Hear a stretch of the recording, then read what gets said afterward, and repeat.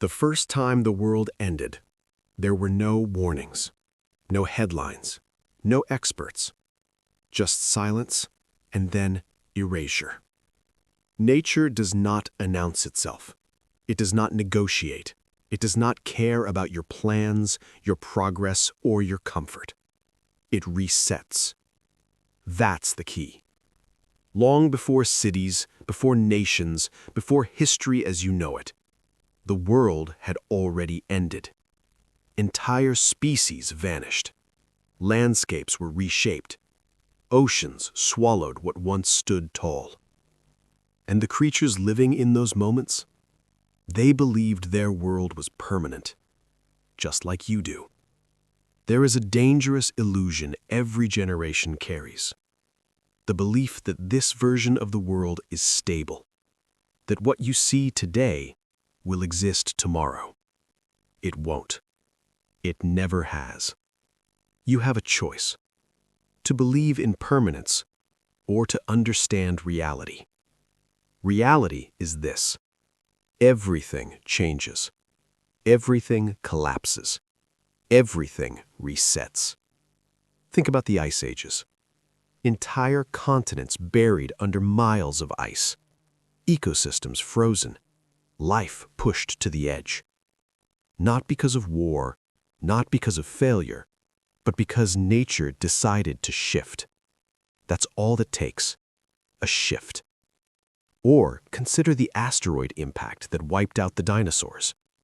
One moment they dominated the Earth. Massive, powerful, untouchable. The next moment, gone. Not slowly, not gradually, instantly. That's the brutality of reality. Power does not guarantee survival. Size does not guarantee survival. Dominance does not guarantee survival. Only adaptability does. That's the rule. Nature doesn't care how strong you are.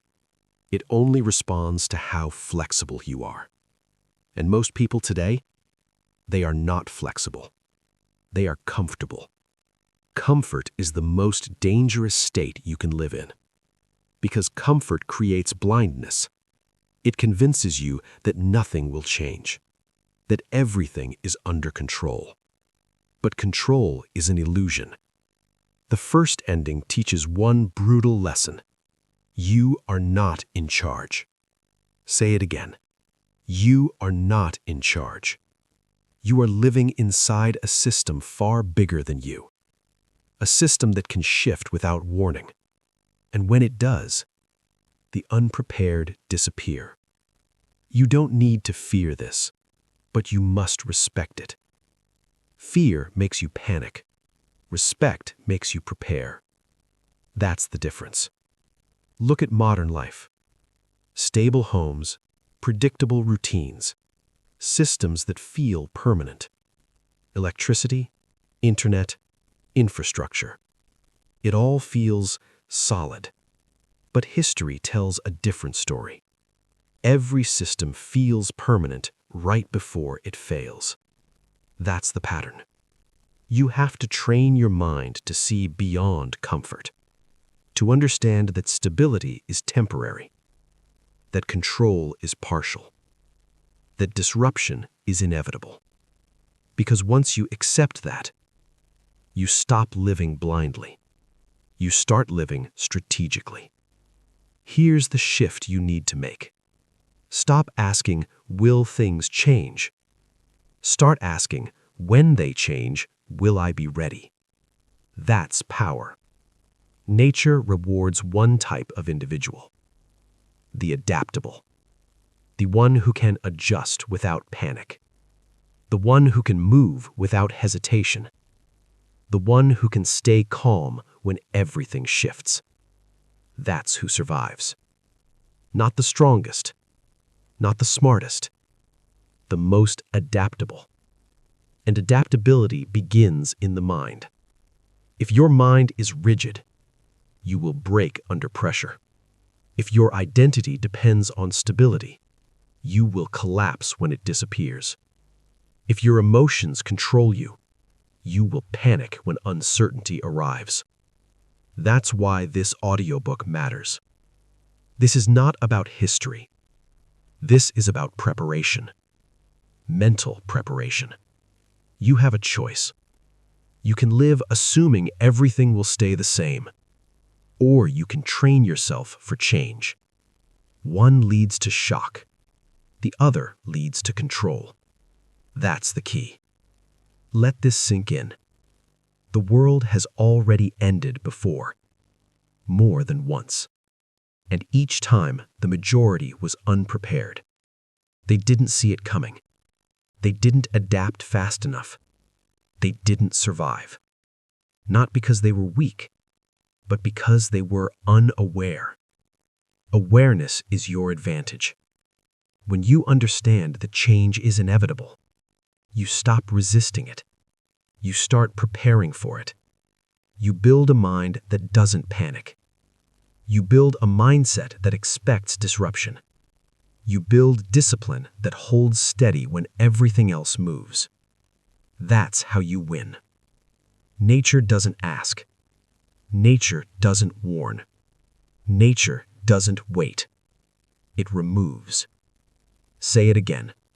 Nature doesn't ask. It removes. You don't control when change happens, but you control how you respond to it.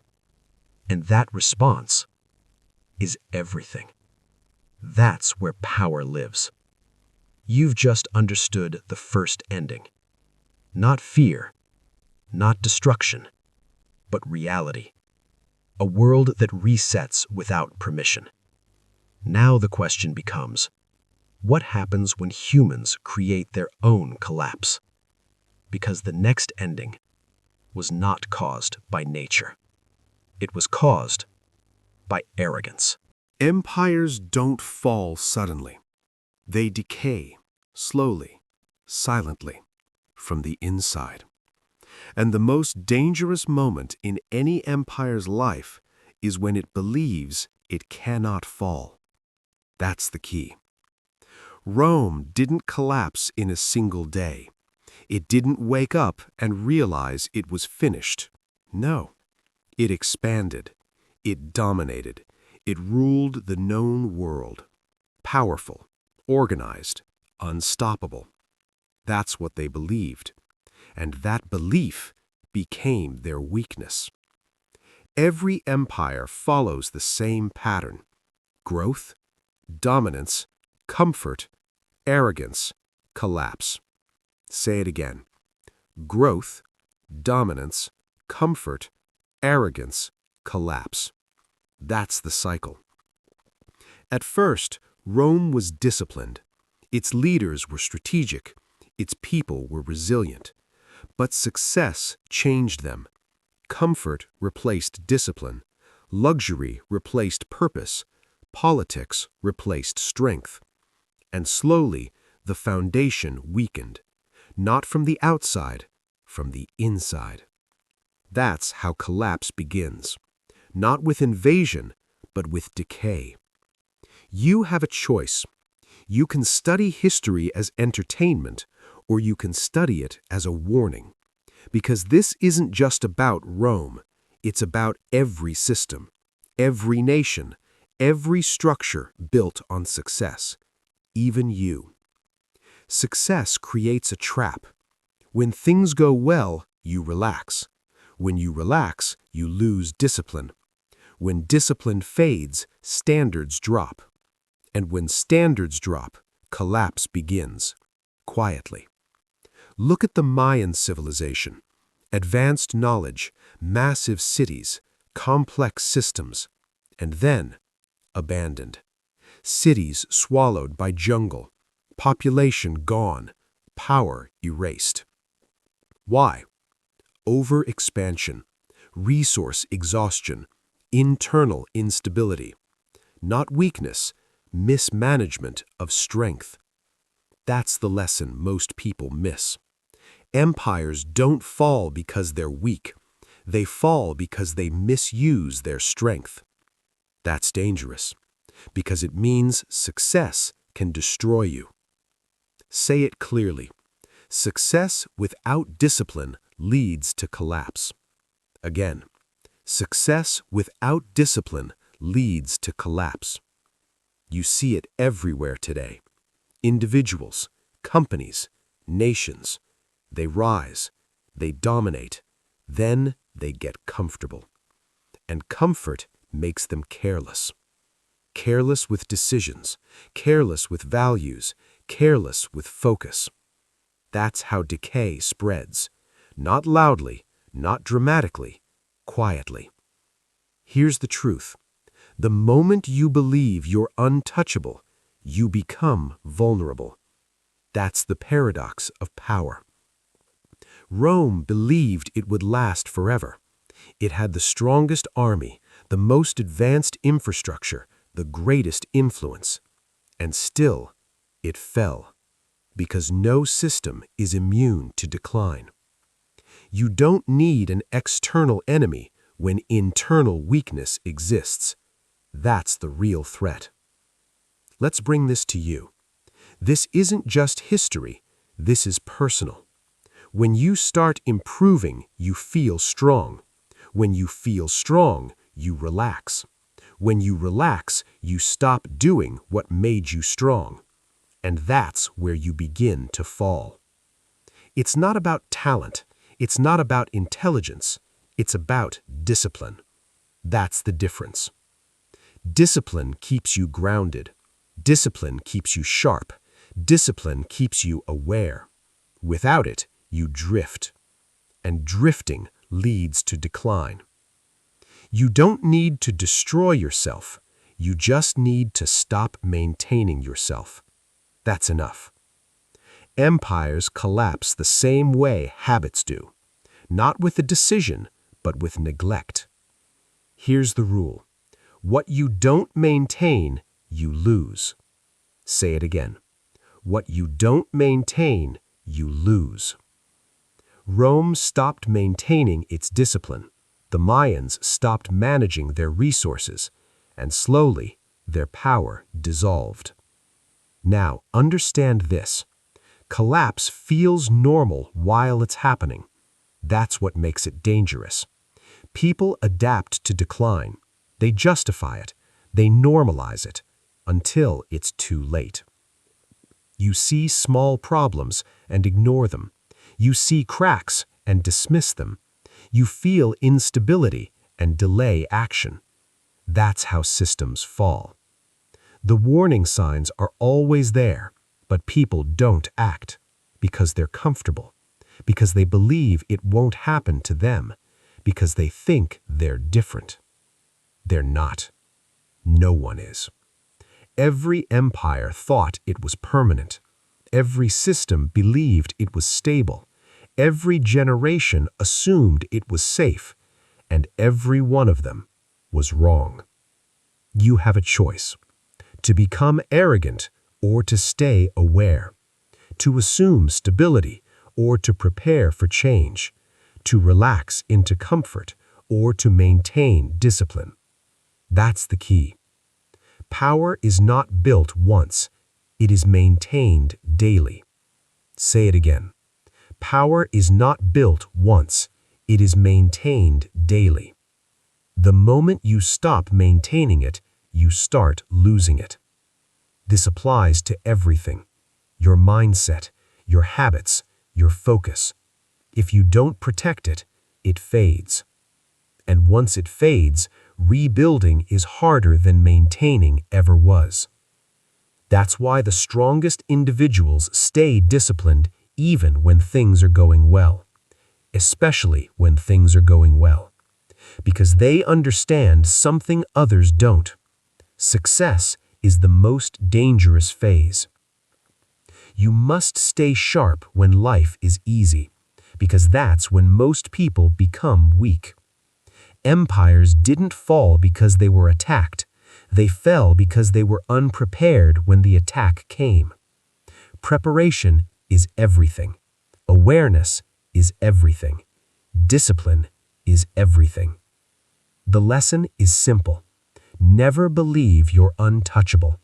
Never assume stability is permanent. Never relax your discipline. Because the moment you do, you begin the same path every fallen empire walked. You've seen what happens when nature resets the world. Now you've seen what happens when humans destroy themselves through arrogance and neglect.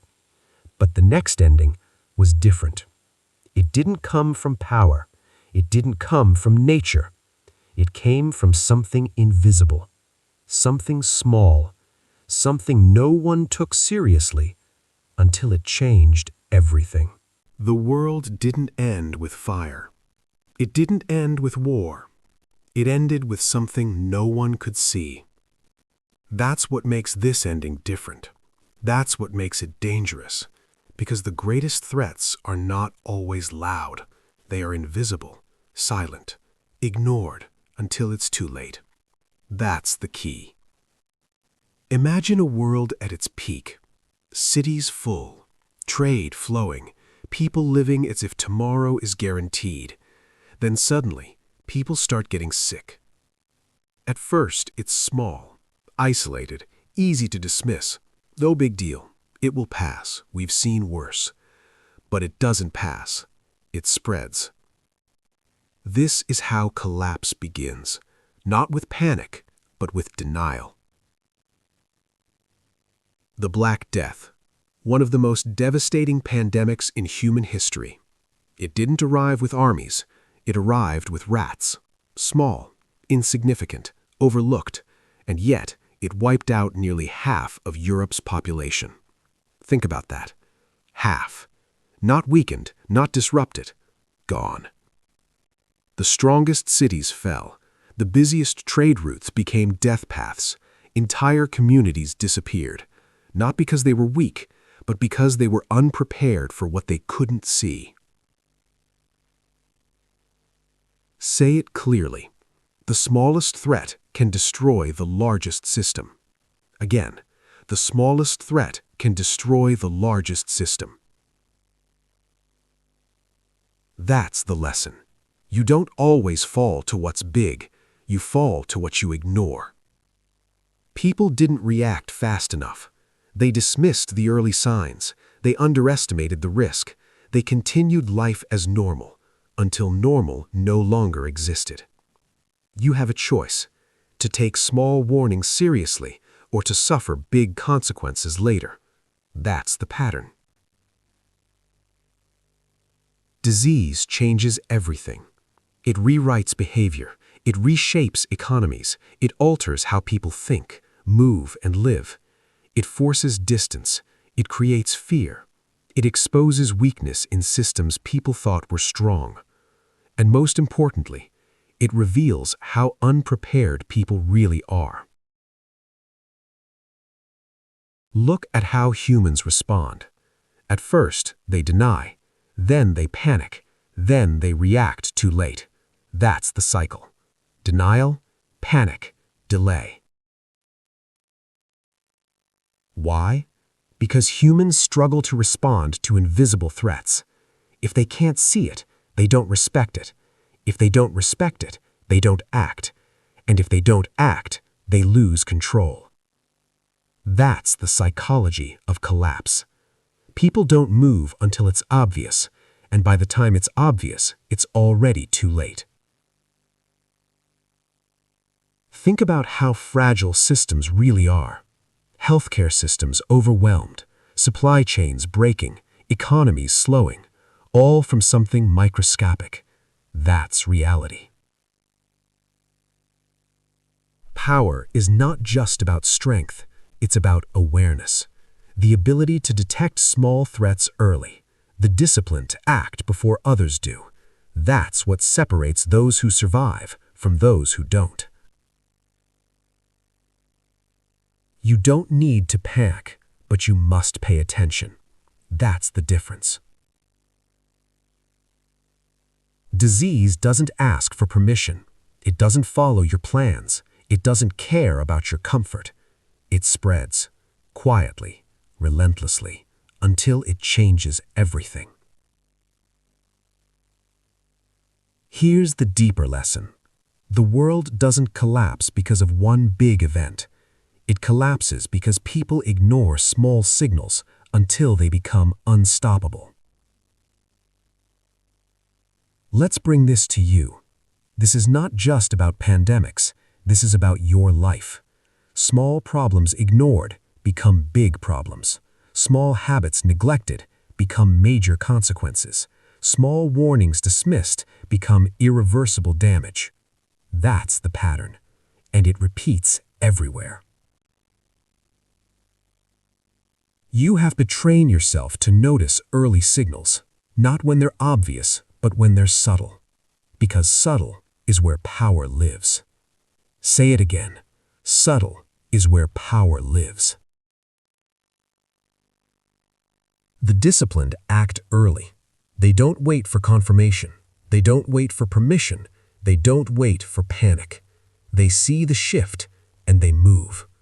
Most people, they wait. They wait for proof. They wait for others. They wait for certainty. And that waiting costs them everything. The Black Death didn't just kill people.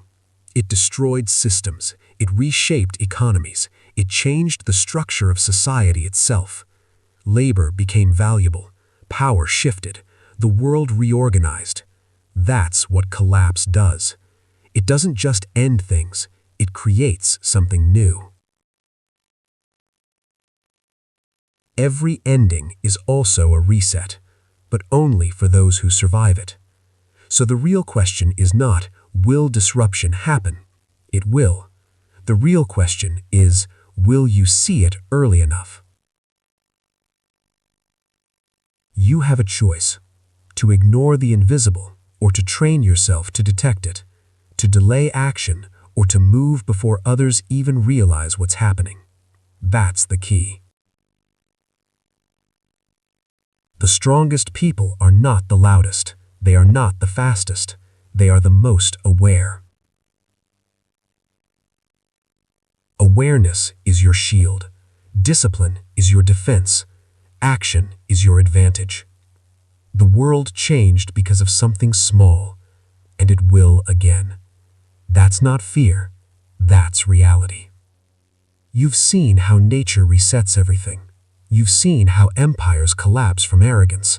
Now you've seen how the invisible can rewrite the world. But the next ending was loud, explosive, impossible to ignore. Because this time, humans destroyed the world themselves. This time, the world didn't end quietly. It didn't spread silently. It didn't creep in unnoticed. It exploded. Fire, steel, destruction on a scale humanity had never seen before. This was not nature. This was not disease. This was human. That's the key. War is not just destruction. War is transformation. It doesn't just break the world, it replaces it. Say it again. War doesn't destroy the world, it replaces it. Before the world wars, there was confidence. Nations believed they were advanced, civilized, progressive. They thought they had outgrown chaos. They were wrong. World War I began with a single event, one assassination, one moment, and suddenly the entire world was at war. That's how fast everything can change. Millions sent into battle, nations collapsing, maps being redrawn, not over years of slow decay, but through sudden, violent conflict. Then came World War II, even bigger, even more destructive. Entire cities reduced to ash, economies shattered, generations erased. And for the first time in history, humans created weapons capable of ending everything. That's the shift. War evolved. It went from conflict to annihilation. Say it clearly. Humans became powerful enough to destroy their own world. That's what makes this ending different. Nature doesn't hate you. Disease doesn't choose you. But humans choose conflict. Humans escalate. Humans push until destruction becomes inevitable. War is not random. It follows a pattern just like everything else. Tension, division, escalation, explosion. That's the cycle. It starts small. Disagreements, competition, power struggles. Nothing major, nothing urgent, until it builds and builds and builds. Then suddenly, it's too late. You have a choice: to recognize early tension or to deal with late destruction. That's the difference. War reveals something important about human nature. People don't avoid conflict, they delay dealing with it. And delayed conflict becomes amplified conflict. Think about that. Small issues ignored turn into massive consequences. That's not just history, that's life. In war, the strongest don't always win. The most prepared do. The most disciplined do. The ones who stay calm under pressure win. Because chaos destroys the emotional, but it strengthens the controlled. Look at soldiers in battle. The ones who panic don't last. The ones who freeze don't survive. But the ones who stay calm, who think clearly, who move with discipline, they adapt, they endure, they win. That's the lesson. In chaos, your mindset is your survival. Say it again. In chaos, your mindset is your survival. War doesn't just destroy cities, it destroys illusions. The illusion of safety, the illusion of control, the illusion of permanence, all gone. And what remains? Reality. Raw, unfiltered, unforgiving. You start to see the truth, that systems can fail, that stability can vanish, that life can change overnight. And most people, they are not ready for that level of change. They rely on systems, they depend on structure, they assume continuity. But war removes all of it. No structure, no certainty, no guarantees. Only decisions, fast, critical, irreversible. That's why discipline matters. Because when everything else disappears, your habits remain, your mindset remains, your ability to think remains. That's what carries you through chaos. You don't rise to the level of your expectations, you fall to the level of your preparation. Say it again. You don't rise to the level of your expectations, you fall to the level of your preparation.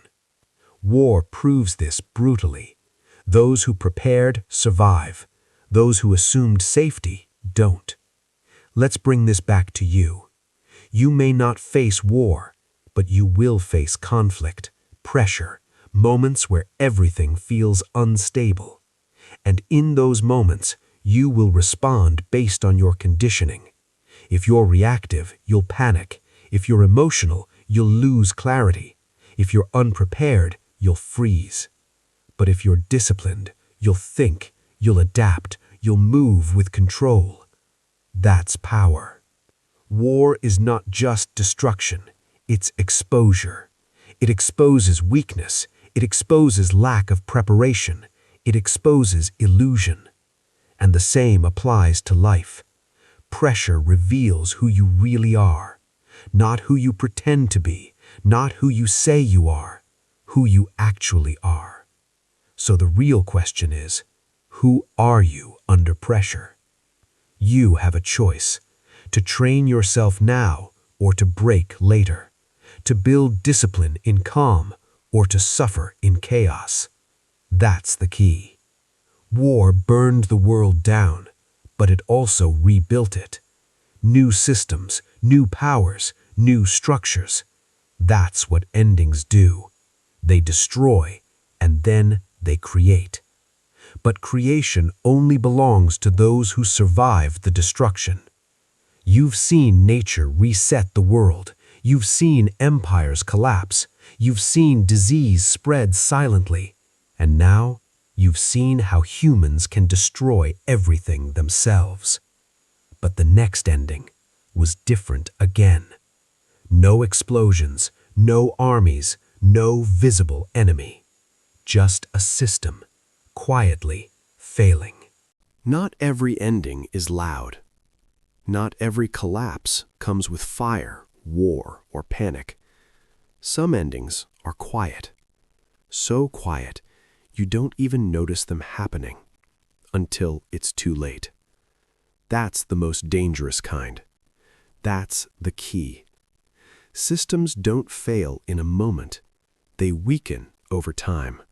Slowly, silently, almost invisibly. And because it's slow, people ignore it. Banks don't collapse overnight. Economies don't break instantly. Societies don't fall in a day. They erode, piece by piece. Think about financial crashes. Before they happen, everything looks normal. Markets are active, people are confident, money is flowing. And then something shifts, not dramatically, just slightly. A crack appears. At first, no one takes it seriously. It's temporary. It will recover. This happens all the time. But the crack grows. Then suddenly, panic. The system people trusted is gone. That's how collapse works. Slow, then sudden. Say it clearly. Collapse is gradual until it's immediate. Again, collapse is gradual until it's immediate. That's the illusion of stability. When something works for a long time, people assume it will always work. But systems are fragile, more fragile than they appear. You have a choice: to trust blindly or to think critically, to depend completely or to stay aware. That's the difference. Look at history, the Great Depression. At first, everything seemed fine. Then the market dropped. People ignored it. Then it dropped more, still ignored. Then suddenly, everything collapsed. Jobs gone, savings gone, security gone. And the people who suffered most? The ones who assumed nothing would change. Systems create comfort, and comfort creates dependence. That's where the danger begins. When you depend too much on a system, you lose your ability to function without it. That's weakness. Electricity goes out, panic. Internet goes down, confusion. Supply chains break, fear. Why? Because people forgot how to operate without support. That's what quiet collapse exposes: dependence. You don't realize how fragile your position is until the system holding you up disappears. Here's the truth. No system is permanent. Say it again. No system is permanent. Governments change, economies shift, technologies fail. Everything evolves. Everything breaks. And yet, people build their entire lives on the assumption that it won't. That's the mistake. You must train yourself to think differently. Not with fear, but with awareness. Ask better questions. What if this stops working? What if this disappears? What if I have to adapt quickly? That's how you prepare. That's how you stay ahead. The disciplined don't panic when systems fail. They adjust, because they never depended completely in the first place. They built flexibility. They built awareness. They built control. Control doesn't come from systems. It comes from within. Say it again. Control doesn't come from systems. It comes from within. When everything external collapses, your internal stability becomes everything. Your mindset, your discipline, your ability to think clearly. That's what carries you. Most people don't prepare for system failure. They assume stability. They assume continuity. They assume support will always be there. But assumption is dangerous, because assumption leads to shock, and shock leads to poor decisions, panic, fear, desperation. That's how people lose everything. Not because collapse happened, but because they weren't ready for it. The few who survive, they saw it coming, or at least they prepared for the possibility. That's the mindset you need. Not paranoia, preparation. There's a difference. Paranoia freezes you. Preparation strengthens you. You don't need to expect disaster, but you must accept that disruption is always possible. That awareness alone changes how you think, changes how you act, changes how you prepare. You stop relying completely on fragile systems. You start building internal strength.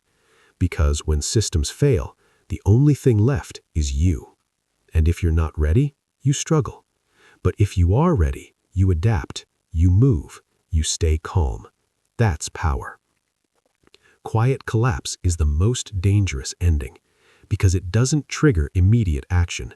It lulls people into comfort until that comfort disappears. Say it again. The most dangerous collapse is the one you don't notice. You've seen nature reset the world. You've seen empires fall from arrogance. You've seen disease spread invisibly. You've seen war destroy everything. Now you've seen how systems fail quietly. But here's the deeper truth. None of these endings are random. They follow a pattern, a cycle, a structure that repeats again and again. And once you see the pattern, you can't unsee it.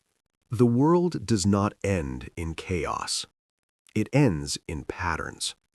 Not random, not accidental, not sudden, predictable, repeating, ignored. Every collapse in history whispers the same warning in a different voice. Empires fall, civilizations fracture, systems crumble, and each time humanity stands in the ruins, asking the same question: how did this happen? But the better question has always been, why didn't we see it coming? Because we did. We always do. We just don't listen. The fall of the Roman Empire was not a surprise. It was a slow bleed disguised as stability. Corruption became normal, excess became culture, discipline became optional. And when the structure finally collapsed, people called it sudden. But nothing about it was sudden. It was a pattern, playing out in slow motion. The Black Death did not just arrive, it spread through systems already weakened: overcrowded cities, poor hygiene, unchecked trade routes. The disease was the spark, but the conditions? They were already there, waiting. The World War I wasn't triggered by a single bullet. It was built on decades of tension, alliances, pride, and silent escalation. One event pulled the trigger, but the gun had been loaded for years. And then there was the COVID-19 pandemic. The world called it unexpected, but the warnings were everywhere. Fragile healthcare systems, global interdependence, lack of preparedness. Experts spoke. Reports were written. Simulations were conducted. Still, when it came, it felt like the end. Again. This is the pattern. 1. Comfort replaces vigilance. Success makes systems lazy. When things work, people stop questioning them. 2. Weakness hides inside strength. The bigger the system, the harder it is to notice its cracks. 3. Warnings are ignored because they are inconvenient, because they demand change, because they threaten comfort. 4. A trigger appears: a war, a disease, a collapse, a disruption. 5. Everything falls faster than expected, because the damage was already done. The ending is never the beginning. It is the result. Humanity has a dangerous habit. We prepare for the last disaster, not the next one. We build defenses against what we've already seen, while the next threat grows in a completely different form: invisible, unfamiliar, unstoppable. This is why the world ends again and again, not because we are unlucky, but because we are predictable. We ignore small failures, we tolerate slow decay, we normalize dysfunction. Until one day, the system reaches a breaking point, and what could have been prevented becomes inevitable. The truth is uncomfortable. Collapse is rarely caused by external force. It is usually the final stage of internal neglect. A society does not fall when it is attacked. It falls when it is already weak. And yet, there is something even more unsettling than the pattern itself. We recognize it. Every generation studies the past. Every generation says, we will not repeat their mistakes. And every generation does. Because knowledge is not enough. Awareness is not enough. Even intelligence is not enough. Without discipline, without action, without the courage to disrupt comfort, the pattern continues. History does not repeat itself because it wants to. It repeats because we refuse to change. The signs are always there: rising division, declining trust, fragile systems, silent warnings. But signs do not stop collapse. Only decisions do. And that is where the pattern can finally break. Not in governments, not in systems, not in institutions, in people. Because the world does not end all at once. It ends slowly, through millions of small decisions made by individuals who chose comfort over correction. So if the pattern is human, then so is the solution. To question when things seem fine, to prepare when nothing feels urgent, to act before action is forced. Because the next end of the world is not a mystery. It is already forming, quietly, patiently, following the same pattern. The only question left is, will we recognize it in time, or will we once again call it a surprise? The end never begins with chaos. It begins with whispers, quiet signals, small fractures, subtle shifts that most people feel but choose to ignore. History doesn't hide its warnings. It repeats them, clearly, consistently, and patiently. But the danger has never been the absence of signs. The danger is how easily humans dismiss them. Before the fall of the Roman Empire, there were warnings everywhere: economic instability, political corruption, a loss of shared identity. But none of these felt urgent, because decline rarely announces itself as danger. It disguises itself as normal. Before the Great Depression, the signs were obvious, if you were willing to see them. Overconfidence, speculative bubbles, a belief that growth would never end. People didn't ignore the warnings because they were hidden. They ignored them because everything still felt good. Before the World War II, there were signals of rising tension, aggressive nationalism, economic desperation, leaders testing limits without consequences. But each warning was rationalized, explained away, minimized. And before the COVID-19 pandemic spread across the world, there were early alerts, outbreak reports, medical concerns, scientific warnings. But the response was slow, because urgency had not yet been felt. This is the truth. People don't ignore warnings because they are blind. They ignore them because they are uncomfortable. The human mind is designed to protect comfort, not to predict collapse. And so, the same warning signs appear again and again. 1. The normalization of small problems. At first, the issue is minor: a slight imbalance, a small inefficiency, a tiny crack. But instead of fixing it, people adjust to it. They tolerate it. They absorb it into daily life. And over time, what was once unacceptable becomes ordinary. 2. Overconfidence in stability. When has this ever failed? That question has preceded almost every collapse in history. Success creates a dangerous illusion that what exists now will continue forever. 3. The illusion of control. People believe systems are stronger than they are. Governments believe they can manage crises. Markets believe they can correct themselves. Individuals believe nothing will affect them directly. And so, preparation is delayed. 4. Ignored experts and unheard voices.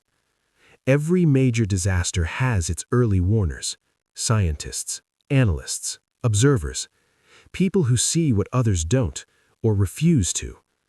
But warnings that demand change are often dismissed as fear, overreaction, alarmism. And 5. Slow response to fast-moving threats. The world reacts emotionally, not logically.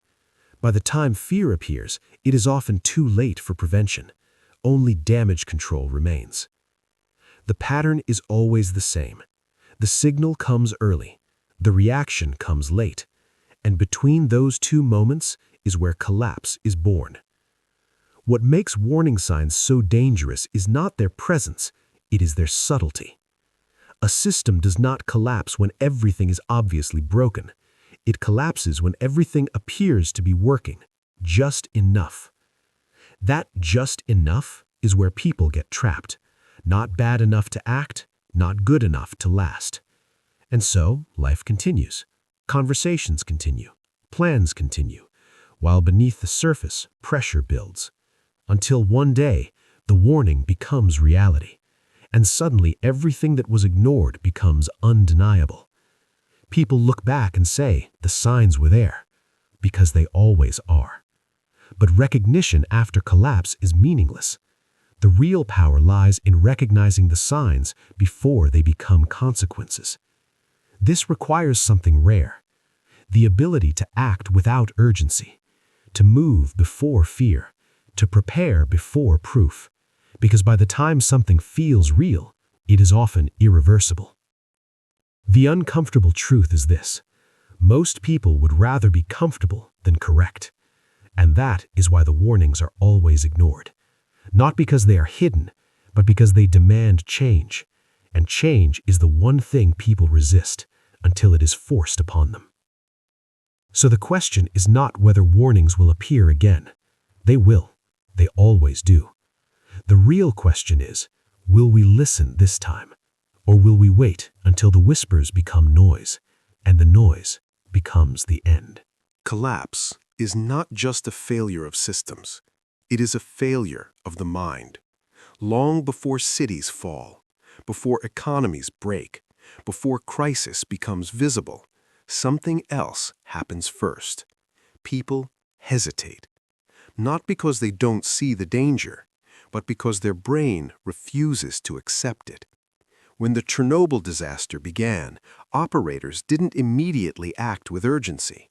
The signs were there: alarms, irregular readings, system failures. But instead of instant reaction, there was confusion, denial, delay, because what was happening didn't fit their expectations of reality. When the Titanic sinking struck the iceberg, many passengers didn't panic. They lingered. Some even joked, because the idea that something so massive, so unsinkable, could fail was psychologically unacceptable. And during the early days of the COVID-19 pandemic, entire populations continued life as usual. Travel continued, crowds gathered, warnings circulated, but behavior didn't change fast enough. This is the psychology of collapse. The moment where reality changes, but the human mind refuses to update. Because the brain is not designed for sudden truth, it is designed for stability. When faced with extreme uncertainty or threat, humans don't always fight or flee. Sometimes they freeze. This is called the freeze response, a state where action pauses, thought slows, and time feels distorted. It is not weakness, it is wiring. The brain asks one critical question in a crisis: is this real? And if the answer is unclear, it delays action. That delay is where danger multiplies. There are 3 psychological forces that drive this freeze. 1. Normalcy bias, the belief that things will continue as they always have, even when evidence suggests otherwise. People assume, this can't be happening. Things will go back to normal. This isn't as serious as it seems. And so, they wait. But reality does not wait. 2. Cognitive dissonance. When facts conflict with beliefs, the brain experiences discomfort. To reduce that discomfort, people often reject the facts instead of changing their beliefs. It's easier to say, "This is exaggerated. This won't affect me.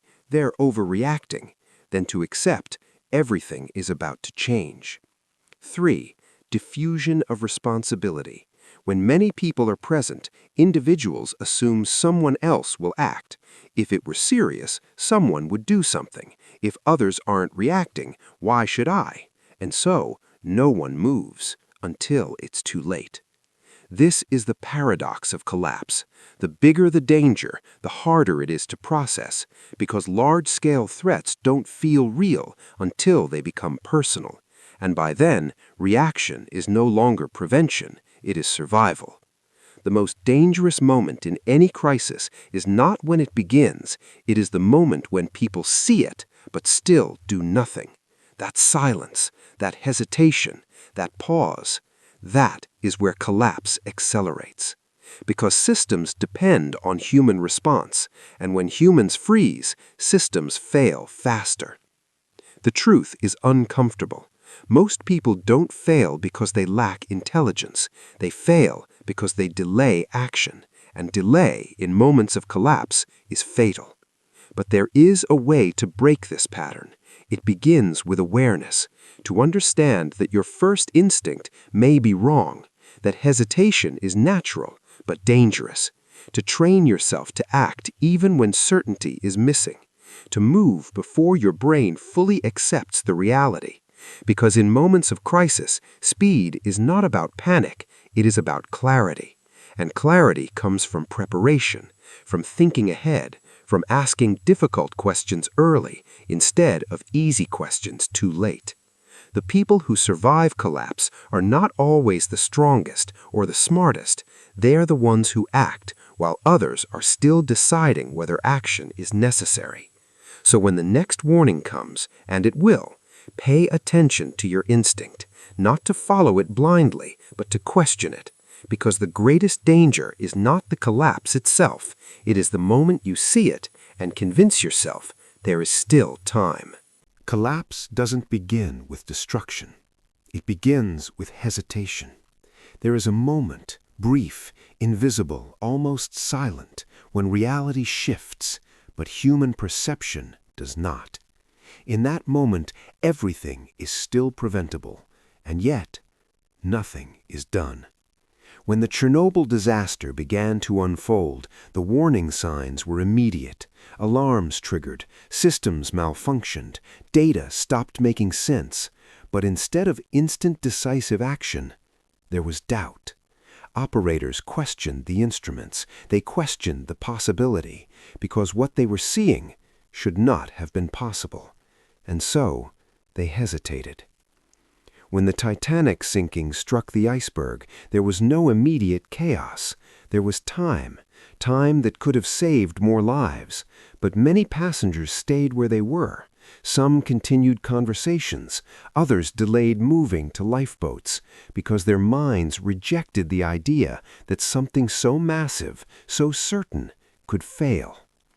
Even during the early spread of the COVID-19 pandemic, entire societies paused, not in action, but in belief. Warnings circulated, data emerged, but behavior lagged behind reality, because acceptance takes time, and crisis does not wait. This is the hidden stage of collapse, the delay between seeing and believing. The human brain is not built for sudden disruption. It is built for continuity, for patterns, for stability. When something breaks that pattern, the brain resists. It searches for explanations that preserve normalcy. It's a mistake. It's temporary. It's under control. This is not ignorance. It is protection. Because accepting sudden danger requires a complete mental shift, and the brain avoids that shift until it has no choice. This is where the freeze response emerges. Not fear, not panic, but stillness. A psychological pause where action is delayed because reality feels uncertain. There are forces behind this freeze, invisible but powerful. Normalcy bias, the belief that tomorrow will look like yesterday, even when everything suggests otherwise. It whispers, "This won't change everything. You've seen problems before. This is just another one." And so, people wait. Cognitive dissonance, the tension between what we believe and what we are seeing. When reality contradicts identity, stability, or expectation, the mind rejects reality first, because changing belief is harder than denying truth. Diffusion of responsibility, the silent assumption that someone else will act first. If this were serious, someone would already be doing something. If no one is reacting, maybe it's not urgent. And so, everyone watches. No one moves. This is the most dangerous illusion of all. That time still exists, because in moments of collapse, time compresses. What felt distant becomes immediate. What seemed manageable becomes uncontrollable, and the window for action closes faster than expected. The tragedy is not that people don't see collapse. It is that they see it and still wait. They wait for confirmation, for authority, for certainty. But collapse does not wait for permission. By the time something feels undeniably real, it is often irreversible. This is why systems fail faster than logic suggests, because systems rely on human reaction, and humans delay. The truth is harsh. Most disasters are not sudden. They are simply recognized too late, and that delay is where collapse accelerates. But there is a way out of this pattern. It begins with a shift in mindset, to understand that your first instinct may be to minimize, to delay, to rationalize, and to override it, to act even when the situation feels unclear, to move before certainty arrives, to prepare before urgency forces you. Because in moments of collapse, the advantage does not belong to the strongest or the most informed.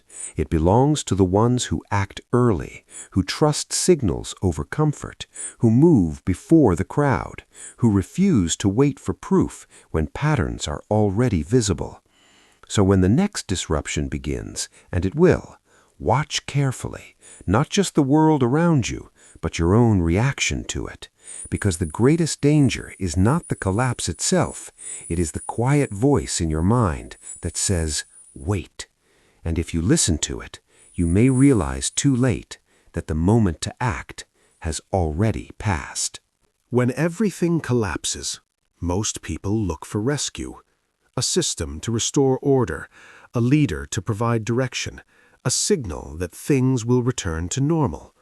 But the few who survive do something different. They stop waiting. Because in the middle of collapse, waiting is the most dangerous decision you can make. History doesn't just record destruction. It quietly reveals something else. Not everyone falls. During the Black Death, entire populations were wiped out.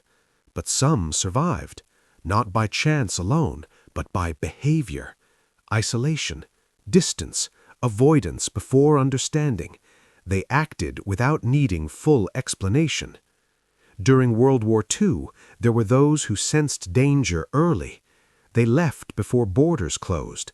They adapted before systems broke. They didn't wait for official confirmation. They trusted patterns. Even in the COVID-19 pandemic, the difference was visible. Some prepared early, stocked essentials, adjusted routines, reduced exposure before mandates. Others waited for clarity, for instructions, for certainty. And in that gap, outcomes were decided. This is the dividing line in every collapse, the difference between those who react and those who anticipate. Survival is rarely about strength. It is about timing. The few who endure chaos share traits that are easy to overlook but impossible to ignore in hindsight. 1. They take signals seriously. Where others see noise, they see patterns. A small disruption is never just small to them. It is data, a clue, a possible beginning. They don't wait for proof. They respond to direction. Because they understand, by the time something is proven, it is often too late to prepare. 2. They act without social permission. Most people move together. They look around before making decisions. They calibrate their behavior based on others. But in collapse, the crowd is slow. The few who survive are willing to act alone, to prepare when others are relaxed, to step back when others move forward. They are not driven by validation, they are driven by awareness. 3. They simplify quickly. When systems fail, complexity becomes a liability. The survivors don't try to maintain everything. They cut, they reduce, they focus only on what matters. Because in chaos, clarity is power, and clarity requires elimination. 4. They control emotion under pressure. Panic spreads faster than collapse itself. Fear clouds judgment. Anger wastes energy. Denial delays action. The few who survive feel these emotions, but they do not follow them. They pause, they assess, they move with intention. Because emotional control is not calmness, it is discipline. 5. They prepare before it's necessary. Preparation always looks excessive until it becomes essential. The survivors don't wait for urgency. They build margins early, resources, skills, options. Because when pressure arrives, there is no time to build, only time to use what already exists. This is the uncomfortable truth. Survival favors the proactive, not the hopeful, not the reactive, not the comfortable, the proactive. And yet, this mindset is rare, because it requires going against instinct, acting when others are still comfortable, preparing when nothing feels wrong, seeing risk when everything looks stable. It requires accepting a difficult reality, that normal can disappear faster than expected. But those who accept this gain something powerful: time. And in collapse, time is everything. A few hours earlier, a few days ahead, a few decisions made before the crowd. That is often the only difference between those who struggle and those who survive. The world does not collapse equally for everyone. For some, it is sudden and overwhelming. For others, it is anticipated and navigated. The difference is not luck, it is awareness followed by action. So, when everything begins to fall apart, remember this: you do not rise to the level of your intelligence, you fall to the level of your preparation. And in that moment, when systems fail, when noise replaces clarity, when the crowd begins to panic, you will not have time to think. You will only have time to act, based on who you already are. So the real question is not, will you survive collapse,